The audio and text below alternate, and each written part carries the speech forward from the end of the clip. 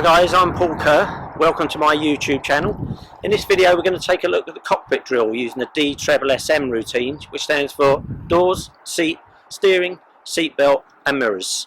Let's get into the car and see how it's done.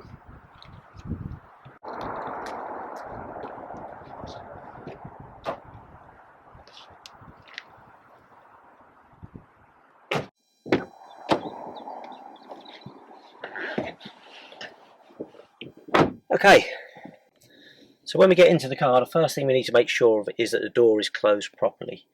Provided we get in with a decent clunk, that really should be the end of the matter. But for example, if the door's not closed properly, and I'll give you an example, if we shut the door like this, I didn't hear a decent clunk.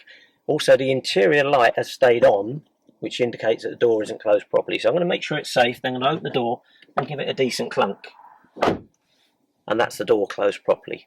As a driver, you're also responsible to make sure all the other doors on the car are closed properly. As you'll have your driving instructor with you, your driving instructor will take care of that, as your driving instructor will have a duty of care to you, so you can be sure that the other doors will be closed properly, but your first responsibility is make sure that your door is closed properly.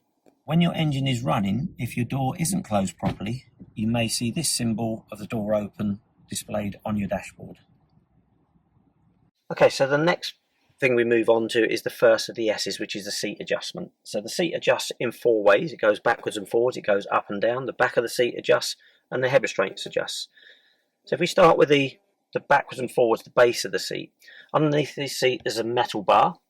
I'll pull that metal bar up and the seat will move either forwards or backwards. So I'm going to move the seat forward to a position where I think I can press the clutch fully to the floor without stretching. As I press the clutch to the floor there, I'm slightly stretching, so I'm going to bring the seat just a little bit more forward, one more notch maybe. Press my clutch pedal down to the floor. Now there's a slight bend in my knee, that's what we should be getting. When I take my foot off the clutch, it's not hitting on the steering wheel. So that part of the seat adjustment now is correct.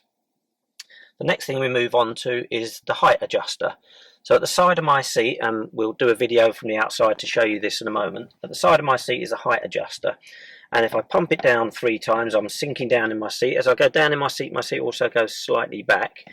So I'm going to bring that back up to a point where my eyes are about level with the middle of the windscreen. So I'm just going to go one more, because I feel more comfortable being slightly higher there. So now I've reached a point where my eyes are level with the middle of the windscreen, so that's a good position for me to be in. The third part of the seat adjustment is the rake, or the back of the seat. Now there's a big wheel at the side of the seat which turns, and I'll start off by turning it again. I can show you this from the outside afterwards. I'm going to give it 3 turns back, which will recline the seat, and I already know that that's going to be too far back for me. If I put my hands to the steering wheel, I'm fully stretching, which is not a good position to be in. So I'll turn it 3 turns back, so it more or less will come back to where it was, and put my hands on the steering wheel. Now at the moment that's not too bad. If I put my wrists onto the steering wheel, you can see they do reach the top of the steering wheel. I drop my hands back and there's a slight bend in my arms, but I still feel as though I just want to get one more turn of that, because it just doesn't feel quite comfortable. So one more turn, my wrists go to the top of the steering wheel, drop my hands back, and now I feel comfortable, and I can see there's a slight bend in my arms, which is the correct position for that adjustment. So that's the third part, and the fourth part is the head restraint. Now on my car, the head restraint position suits almost every driver. Only very tall drivers will need to adjust it. But to adjust it, just put my hands behind and I can pull up to the maximum height. Now that wouldn't be suitable for me, because the main part of the head restraint should be behind my eyes and ears. To move the head restraint down, I'll reach around, it's slightly awkward, find the button on the head restraint and then push the head restraint down to the bottom position. And that will suit most of my pupils in this car. So that's the 4 parts of the seat adjustment. We had the doors, then we done the seat, we done the base, we done the back, we done the rake of the seat, and then we done the height of the seat, and we've also done the head restraint. Okay, so now we've got the door open. It's a little bit easier to see how I was doing those adjustments. Underneath the seat you can see the metal bar, which pulls up and allows the seat to go backwards and forwards. Once we release the metal bar, make sure that we hear that click, that we know the seat has locked into position. So the height adjuster is here. If I pump it like this, you can see the seat is going lower and also slightly back, so that's pumping it down. and if I pump it this way, the seat is raising, coming slightly forward. And the other part is often difficult to find. There's a big round wheel at the side of the seat here, which when turned makes the back of the seat either more upright, or turn it the other way, it's more reclined.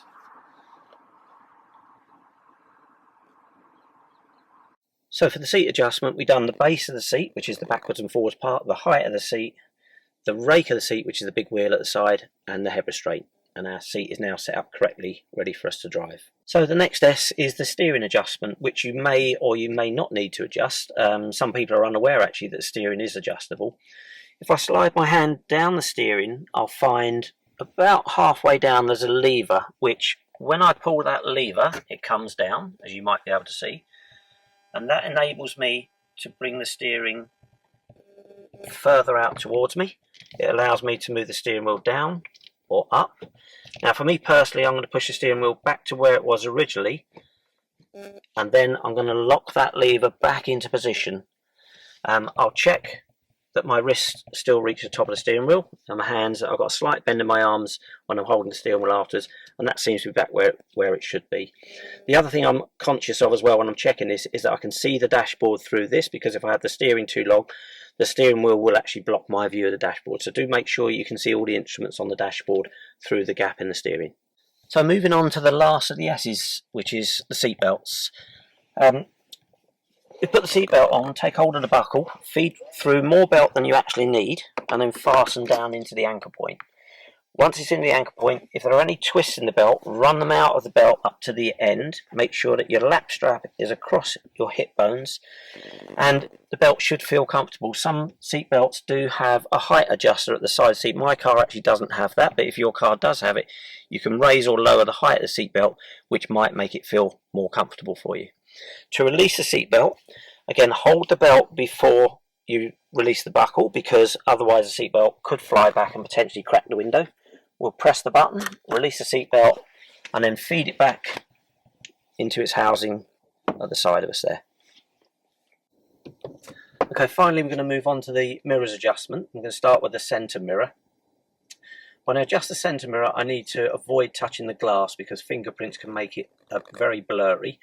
So I'm going to hold it around the outside edges, and I'm going to bring the mirror, in this case I'm going to bring the mirror up to try and frame all of the back window.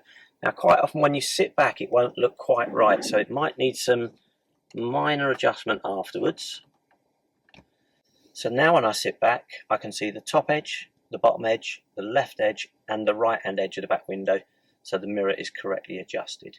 Should mention as well that the interior mirror gives us a true distance of vehicles behind us. When we look at the door mirrors, we'll see that things look much further away in the door mirrors. So this is the mirror that we always go to first of all. Okay, moving on to the door mirror adjustment now. On the door post here, I've got a slider button which slides either to the left or to the right. As I'm going to do adjustment on the right door mirror, I'll slid the button to the right, and then we use this round button in front to move the mirror from left to right or up or down as required. And I'm going to adjust the mirror, in this case outwards, so that when the mirror is adjusted correctly, I can just about see a little bit of the side of our car. That is important, and the back door handle is visible in the lower part of the mirror. In a moment we'll take a video from this side just to show you exactly what that looks like. I'm going to move over to the left door mirror now, so the slider button gets pushed to the left. Use the round button to adjust the mirror on the left hand side. Okay, so now I'm going to move the door mirror on the left. I'm going to adjust it outwards, slightly up, bit too much, down slightly in, so the end result is that I can see the same as I could do on the right hand side, a little bit the side of my own vehicle, and the back door handle is just visible in the lower part of the mirror. Okay, so that's the end of the cockpit drill using the D.S.S.S.M routine. If you do that each time you get into the car, then you'll be ready to drive. So thanks for watching. Please give us a like and share if you enjoyed the videos, and subscribe for more. If you've any questions, please let us know in the comments, and we'll see you on the next video.